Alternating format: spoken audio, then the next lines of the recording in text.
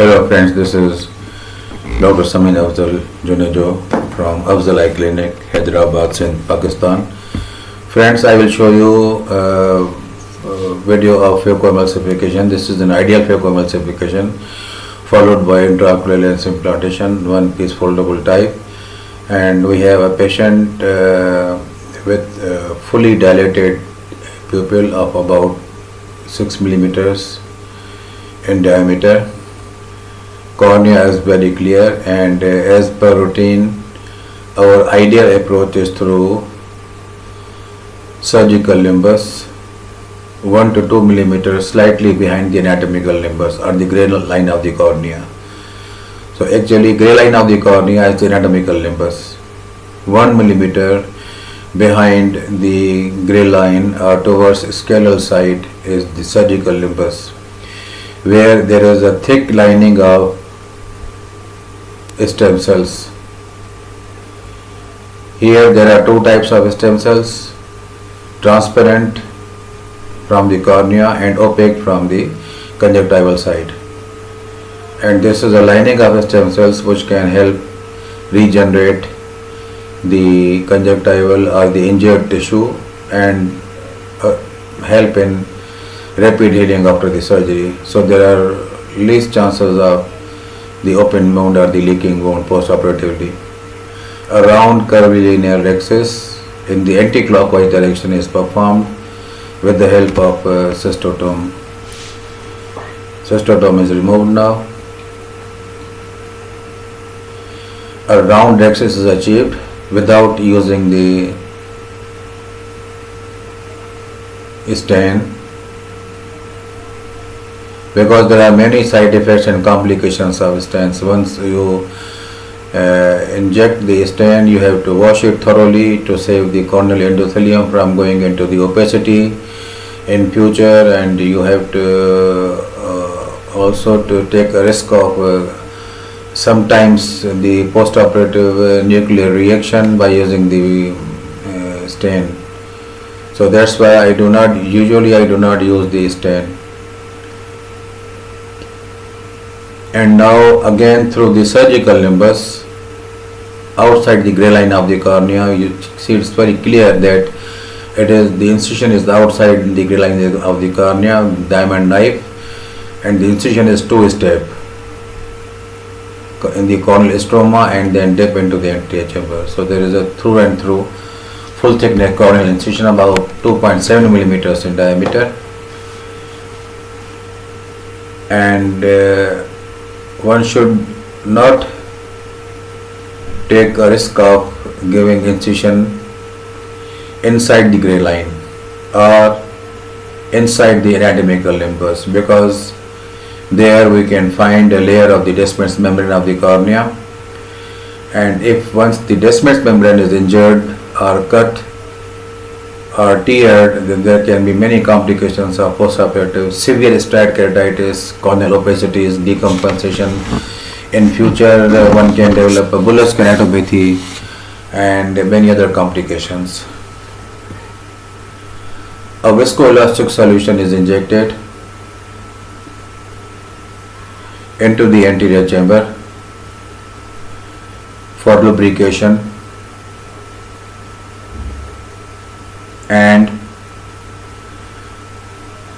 deepening of the anterior chamber to create a side port two-step incision with 1.4 millimeter diamond blade.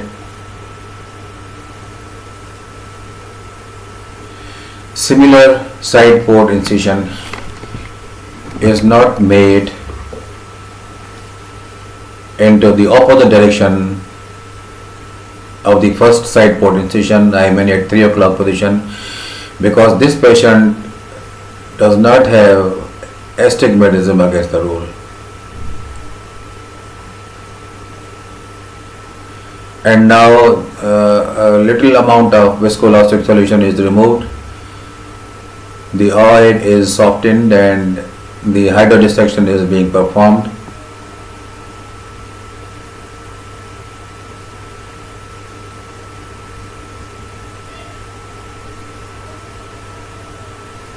a very good, comfortable, smooth hydrodissection with a golden ring is achieved. So golden ring formation is a sign of complete hydrodissection and separation of the nucleus from the epinucleus. So the site of the separation of nucleus from epinucleus gives a transillumination which is called as golden ring. And now a Phaco tape is introduced in presence of a viscoelastic solution, and a central groove is created.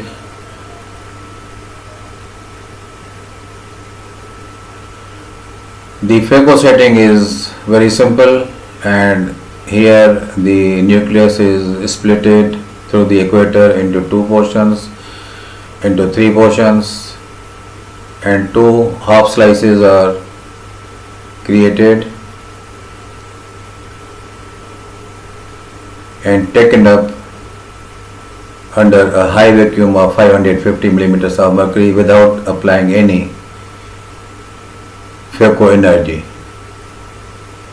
Again, a second half of the nucleus is taken, splitted into two portions. A large fragment is taken up by applying a linear Phaco of not more than 30, and now the epinucleus is being taken up under high vacuum.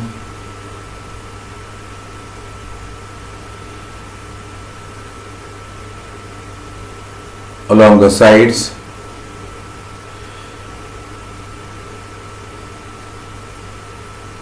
with the help of a Phaco tape. Now the trapped epinucleus at 12 o'clock position is not struggled with because it can cause posterior capsular rent. Here at this point we will use OVD disperser to lubricate the eye anterior segment and facilitate irrigation and aspiration of epinucleus and the cortical matter, rest of the cortical matter, with the help of my ideal instrument, two-way Simcoe cannula, irrigation and aspiration cannula. This is my ideal instrument, and I usually use this is because this is working very controlled according to your will and wish. Now, if the patient moves his or her eye, then you should immediately remove or take the Simcoe cannula out of the eye in order to save the posterior capsular going into the rent. So this is how, because this surgery is performed on topical anesthesia without giving any injection, facial block or retrobulbar block. So it's done very comfortably and safely. Irrigation and aspiration of the cortical matter is achieved, and now we will again inject OVD disperser to deepen the anterior chamber to fill up the bag of posterior capsule in order to facilitate the intraocular lens implantation.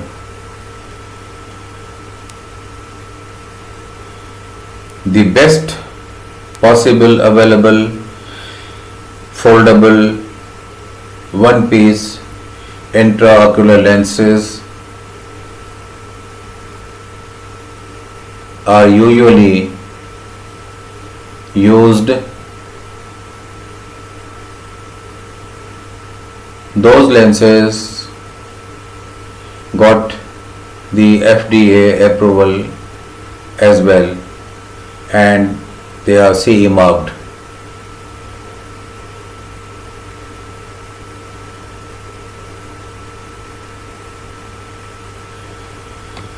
Here the plunger of the injector is moved forward and the viscoelastic is poured on the anterior surface of the cornea to magnify the field, and the lens is implanted exactly into the bag.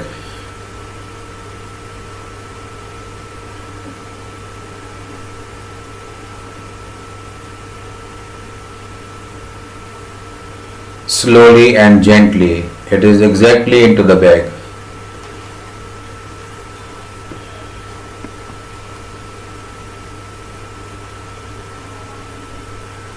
And now a cocktail injection with the help of a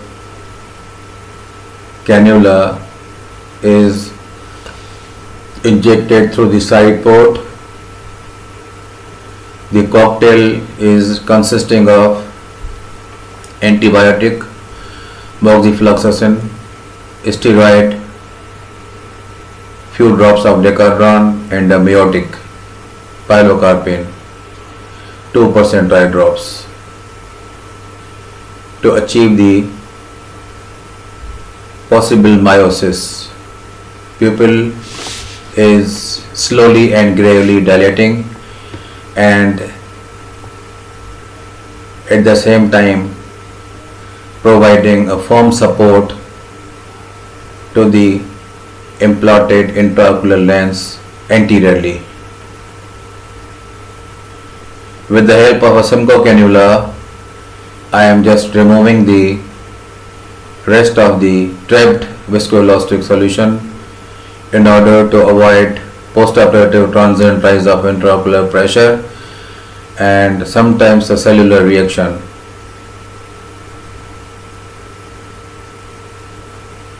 Again, a cocktail injection is being done through a side port to bring about further constriction of the pupillar meiosis.